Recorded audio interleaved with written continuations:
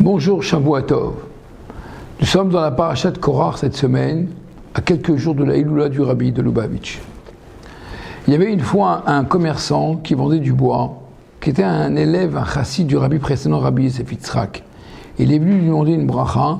Le Rabbi précédent lui a donné cette bracha exceptionnelle, donc il a réussi dans les affaires et il avait déjà réussi puisque le Rabbi précédent lui donna constamment des brachot.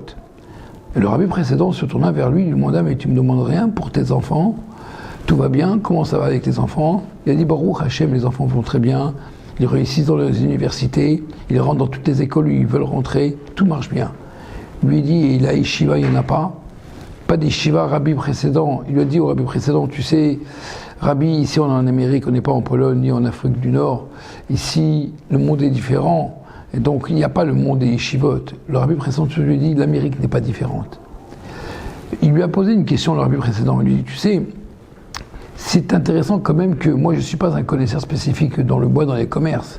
Mais tu viens me demander, je te donne une bracha, et ça marche. Mais par contre, je suis un connaisseur dans l'éducation des enfants. Je suis investi pleinement dans ce domaine. Mais tu ne demandes rien pour les enfants. Dans la paracha de cette semaine, la paracha de Korach, on voit que Korach se rebelle contre Moshe Rabbeinu et à Aaron. Et en réalité, il dit à Moshe, je ne comprends pas pourquoi vous devrez vous être les responsables. Tous les juifs, c'est des très bons juifs. Tout le monde, en vérité, font des meilleures choses que les Kohanim. Qu'est-ce qu'ils font, les juifs? Les juifs, ils vont travailler, ils étudient la Torah. Ils reviennent, ils étudient la Torah.